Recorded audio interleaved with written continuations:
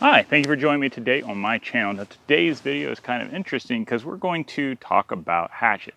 Now if you've been with my channel for a while, you know that I already talked about hatchets quite a bit, especially scouting hatchets and their background. So today's video is not going to be so much about the history of these various hatchets. Now you can check out my previous videos, they'll be in the description or in a card above for you to revisit those after you've watched this. Today's video in particular is to talk about the different types of hatchets for particular uses. Now, most people today, when they go to a big box store, whether it be Lowe's or Menards or something like that, they're going to find hatchets like East Wing. Now, those type of hatchets are fantastic hatchets, especially for the price point. You really can't beat them. Like they're great, good quality steel. They keep their edge, very usable. So there you go. Have nothing to say that's bad against them. But most people don't realize that particular types of hatchets have particular specialties or uses. Now, if you are chopping down one of these saplings, then your standard hatchet would be perfectly fine. But if you are splitting, well, now we've got something interesting to talk about. Now, I did a video a while ago where I did an overnighter. And in that overnighter, I brought a very particular hatchet. I suspected that I would not need to chop down any wood, mainly because it was private property. And since it was private property, I wasn't going to be able to use green wood anyways. So I figured I could find dead wood. And the biggest thing I would need from dead wood is to be able to split it. Especially dry dead wood, splitting it can sometimes be difficult depending on what kind of wood it is. So I took that in mind and I brought a very particular hatchet. Now, this particular hatchet is an antique. It's old, so it fits perfectly within this channel. I don't have a name brand for it, but the head shape, the way that its head is ground down is perfect for a splitting hatchet. Now, back in the day when houses were fueled by wood-burning stoves, you had, splitting mauls, you had axes and things like that to do most of your splitting. But to get wood started, in your fireplace or in your wood burner, having some kindling can be kind of useful. So having a particular hatchet that's really good at splitting wood for kindling, that's pretty handy for the home. That's what I brought with me. So you ready to get to the point? All right, so let's take a look at some scouting hatchets first. Now these are the hatchets, two of the three that I showed you in my previous video. Now, if you can take a look how thin that hatchet's head is, along with this one. So this is an old 1930s Collins, and this is a 1930s Bridgeport. Let's see what the camera shows.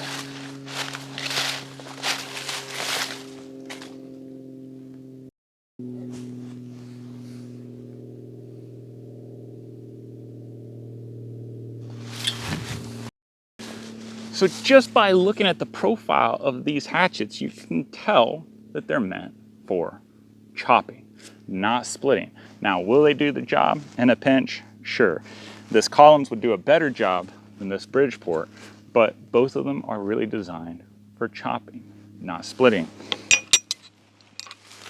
Now, when we take a look at my two new hatchets, the ones that I'm going to test here in a video after this, we have the Kephart hatchet and we have the Nesmik. Kephart and Nesmik.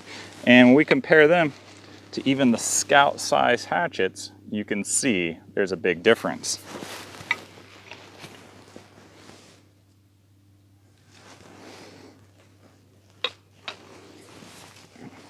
Now, both of these master woodsmen designed their hatchets for very particular purposes.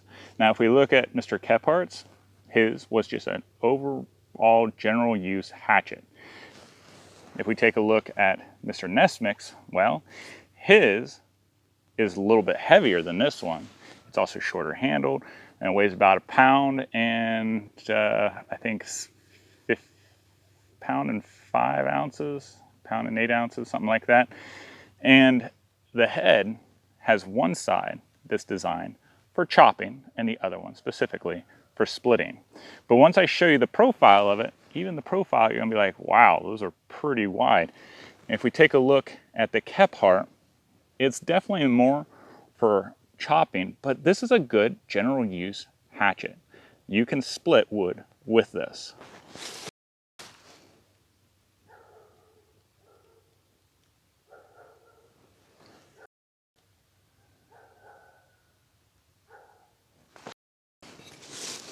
Now the hatchet that I took camping with me on that video, its head is thicker than even Kephart's, and it's about as thick as Nesmic's.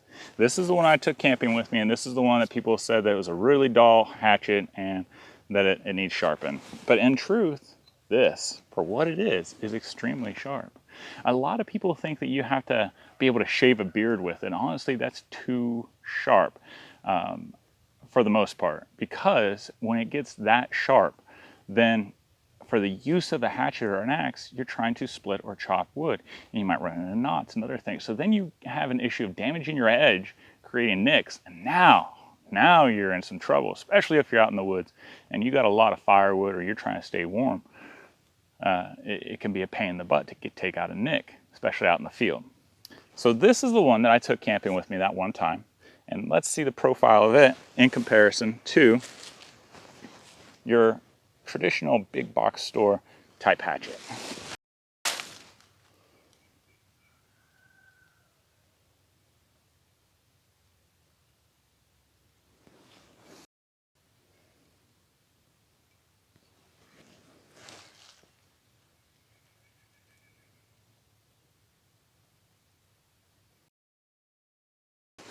So you can see that this one is much thicker than this. In fact, it's almost double. It really is. It's pretty well double and sometimes 3 times thicker than this traditional hatchet. So those of you who are giving me a little bit of grief, it's because of the type of hatchet that I brought with me. Now, for this video, I thought we'd try to split some wood. Now, all this is ash, and if any of you are not familiar with ash, ash is a really easy splitting wood, and I chose ash for that particular purpose. And I tried to make sure that there was no knots and good pieces of wood for this test to be accurate and to be honest. So let's see how each does with some ash. Now, the first one we're going to use is the Bridgeport hatchet.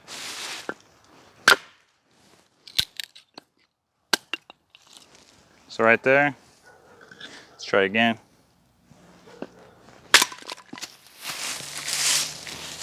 Not too bad. So the next test is this Collins.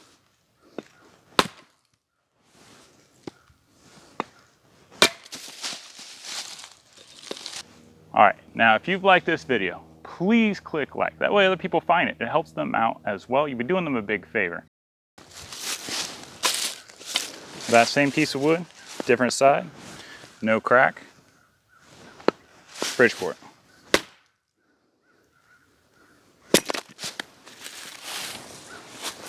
So I say the Bridgeport so far is beating the Collins. Now there's a little bit more weight to this since it has the steel handle.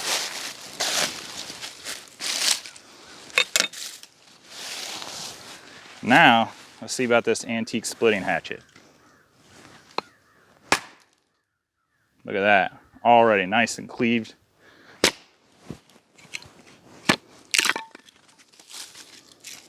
do it again.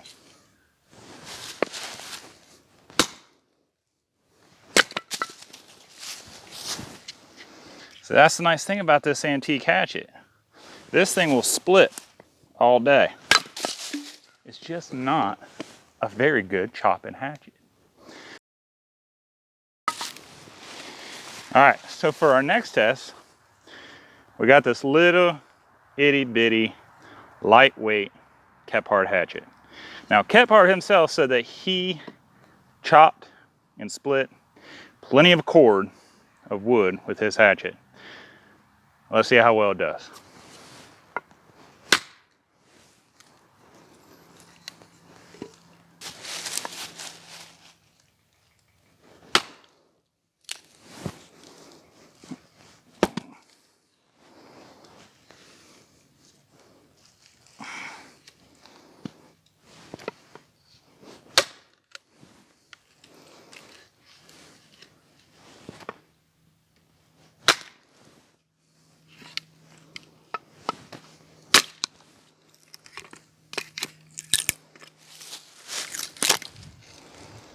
So it's not great, but it does do the job.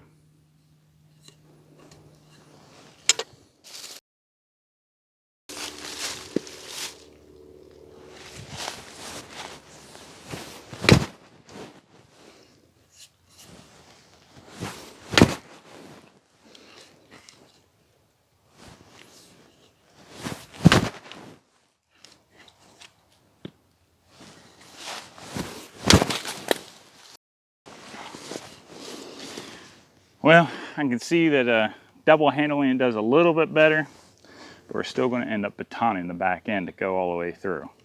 So there you have it.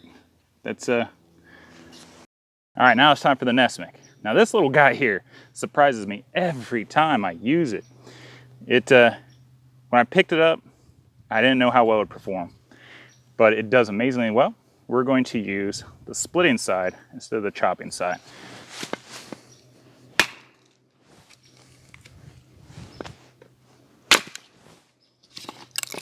Look at that. Let's do it again. That was too fun.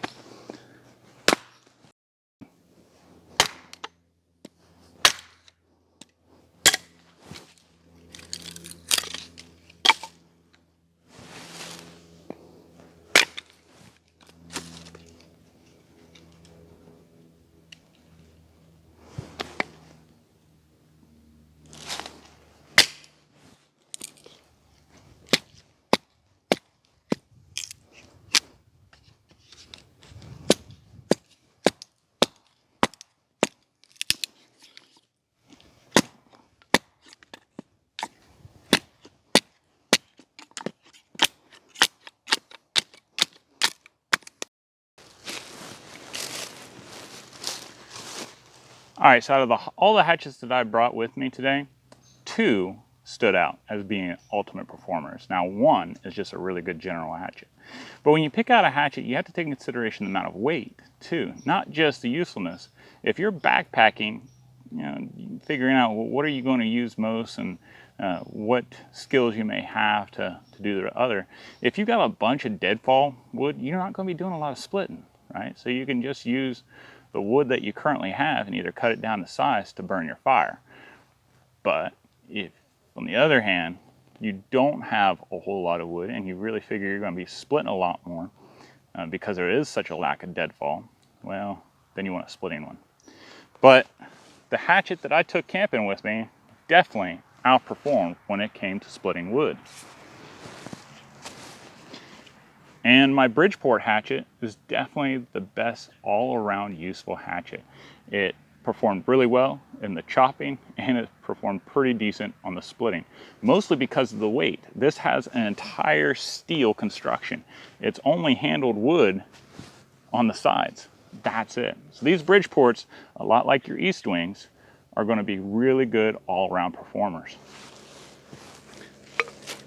And in regards to Nesmic's or Kephart's hatchet, well, between the 2, I think I'd probably prefer the Nesmic over the Kephart. This will do a really good job, but you got to finesse it a lot because of how lightweight it is. And I know Mr. Kephart chose the length of the handle to make up for the weight so he can use the momentum. And a nice thing about this one as well is you can double handle it as well. That's the hatchet discussion. I hope this clarifies why I took the hatchet I did several videos ago, and I hope you learned something from it as well. And maybe if you're looking for an antique hatchet, or if you are looking at a big box store hatchet, now you know some nuances to keep things in mind to pick out a good one for yourself. But for historical camping, you know, maybe pick yourself up a Bridgeport. There's a lot of them out there, and they're pretty nice to have. And if you haven't seen my video on these historic hatchets with all the background history, then you want to check that out towards the end of the video.